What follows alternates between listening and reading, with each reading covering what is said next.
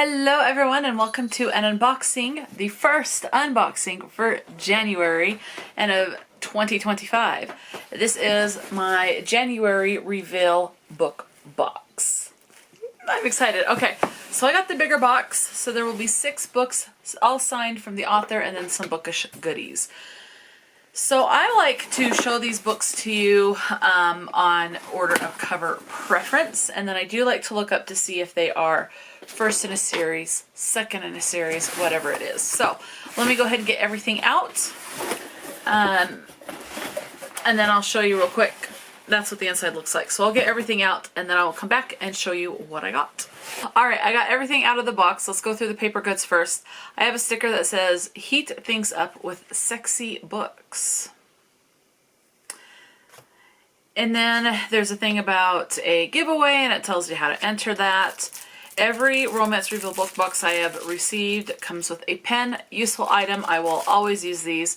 This one comes with a little rubber thing there that's like the cushion that you would use on an iPad or your phone or something like that. And then it's just a ballpoint pen. So I'll use it. In fact, let me stick it with my pens. All right. And every box also comes with, at least that I have received thus far, comes with a tea light candle. Again, useful, especially if we have a major power outage. Great way to light things up. So this by Candle Crest, and the smells Christmassy. It says cranberry spice. I can smell the spice. Can't smell any cranberry. Well, there it's hitting just a little. But mostly the spice is what I smell. It smells good and useful item. Alright, the other paper products I have is a promotional bookmark that shows some books there. And then it says, "Good girls read dirty books." So there's that. And then I have Deal with the Devil by Deborah Garland promotional card. It says it's a marriage of convenience, rival families, age gap, virgin heroine, dark romance type of a thing. So, and then the last oh wait, no, there's a couple more. Hang on. So it's a bookish item, but not a book. And this is a tea towel, and it says, "I like spice in my books." So another useful item. My mom and I are planning on moving, and so I will save this. A lot of the houses that I've looked at that I think would work for what we need actually have 2 kitchens. One in the basement, which is where I would be to have my office, my bedroom, things like that. And it has a little kitchen, just like an oven, a refrigerator, and that type of a thing. And so I would use this there. So I'll hold on to that.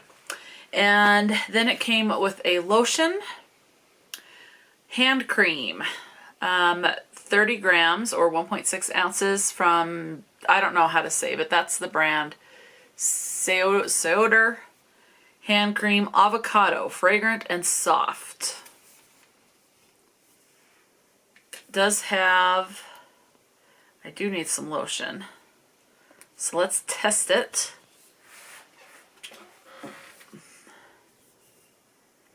Okay, this is thinner than I thought. I thought it was going to be very thick, but it is definitely a thinner formula. Okay.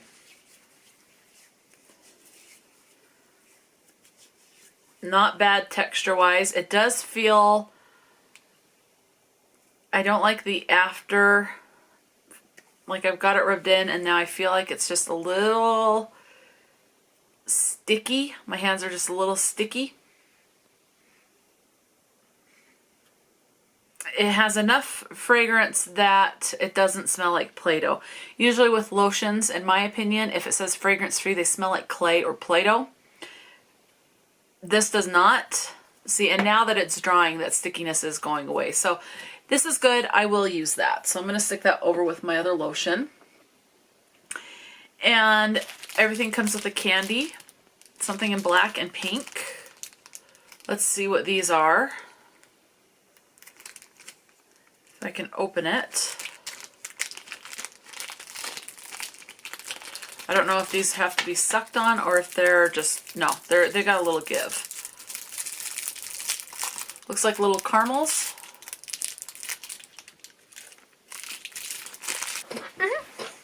And then, so I've got one more. I'll have that later. And then the last, looks like it's some hair ties. Obviously my hair is way short. I mean, these are cute. At least I think they are hair ties. Yeah. There's not a lot of give though. But we have a pink with black polka dots. I will rehome these. There's white with hearts. Pink with hearts and books. Definitely cute. I will say that. These are definitely cute. Not something that I will use, but I'll find a home for them. And it says, I love reading and bookish person. So those are the hair ties. Let's get into the books. Okay, so I'm going just from my personal preference of favorite or least favorite cover to my favorite cover. This first one is book number 1 in a series, and this one is The Rehearsal Fling by Sophie Andrews. And it says this is a single dad's club novel. Be a good little kitten, love Sophie. All signed by the author. This one says, I never expected the hottest one-night stand of my life to turn up at my studio as the grumpy single dad to one of my dance students. But teaching here is only a temporary gig because at the end of 6 weeks, I'm moving on. And it was all going according to plan until Dylan Matthews showed up with his dangerous gaze, stubbled jaw, and six-pack abs. With my self-imposed deadline growing nearer, I have no time or desire to get emotionally involved with a man. But a no-strings-attached fling, that I could handle. Or so I thought.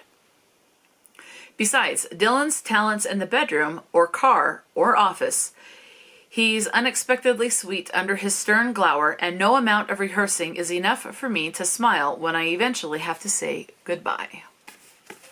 And this next one looks like it's a standalone. And this guy looks really young, like maybe early 20s, and that's part of why he's closer towards the, I like the rugged, more rugged, kind of like mafia style, think that. Mafia, police, ruggedness, lumberjack looking men that are older, like in their late 30s or older looking. So this guy looks in his early 20s. It says this is a fake dating romance, The Date Mistake by Joelle Lynn. So that's that one. Tiny signature on that. And it looks like this is a standalone. Let's see. Doing it on my own didn't mean I wanted to be lonely.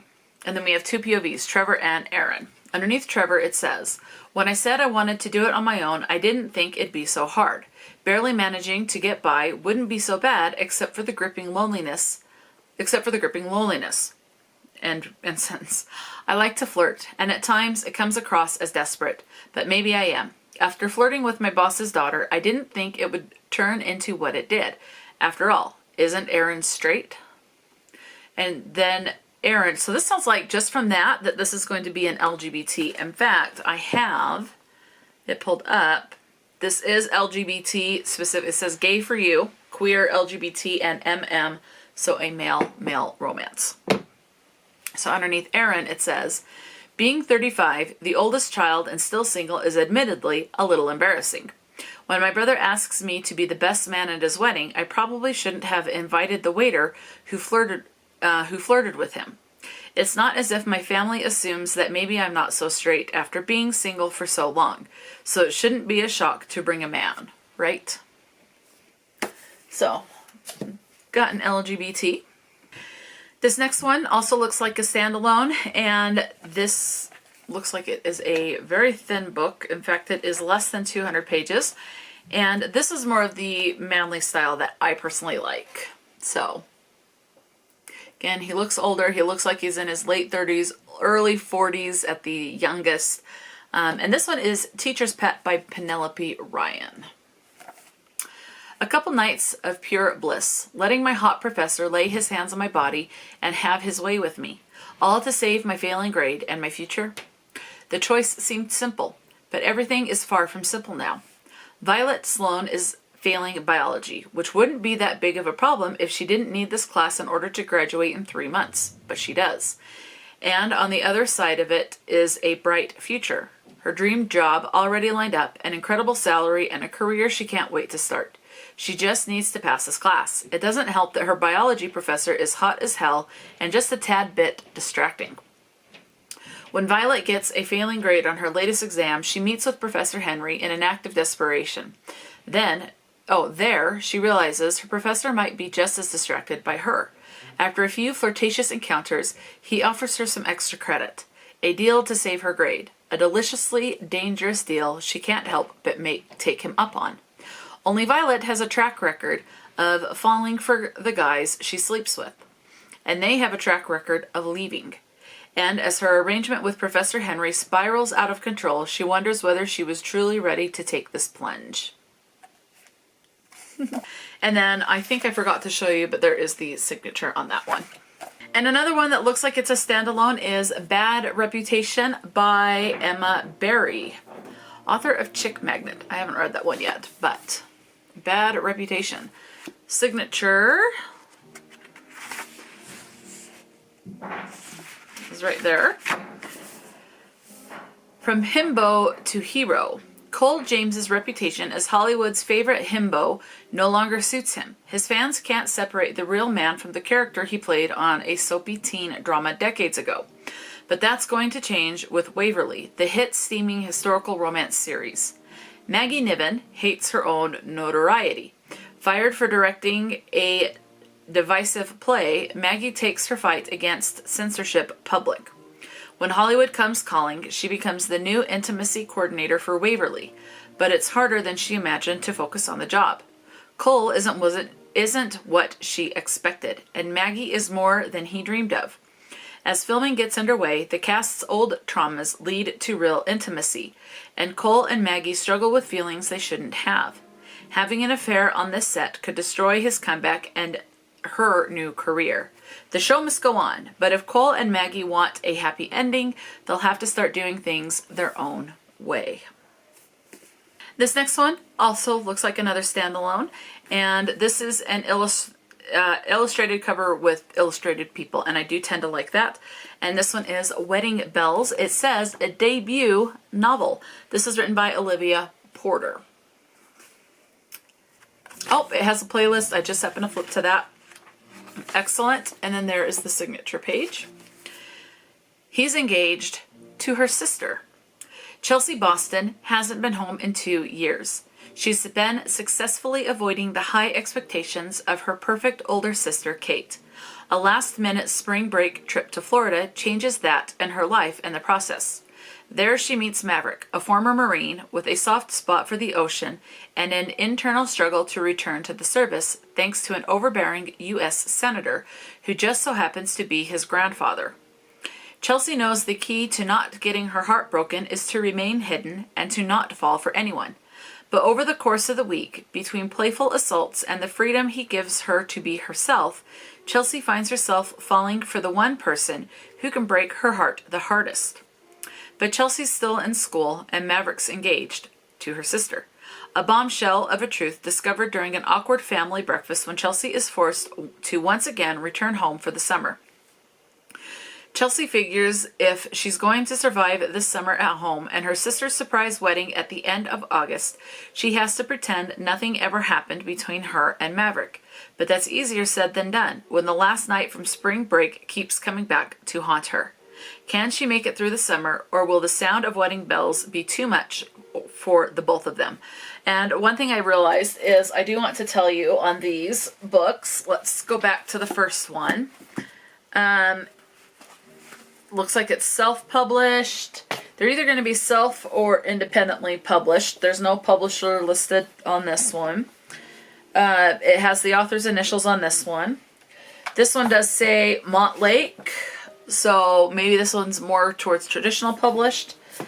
And this one says copyright by Olivia Porter, so I'm guessing self-published on that one. Let's actually look on the inside here for this one. Yeah, it's just the author's name. So this one is self-published. So that's the one thing I really do like about Reveal Book Box is the self-published or independent that are more heavy in the books. And the last book and my favorite cover is Whiteout by Dane Lane. Really like this one.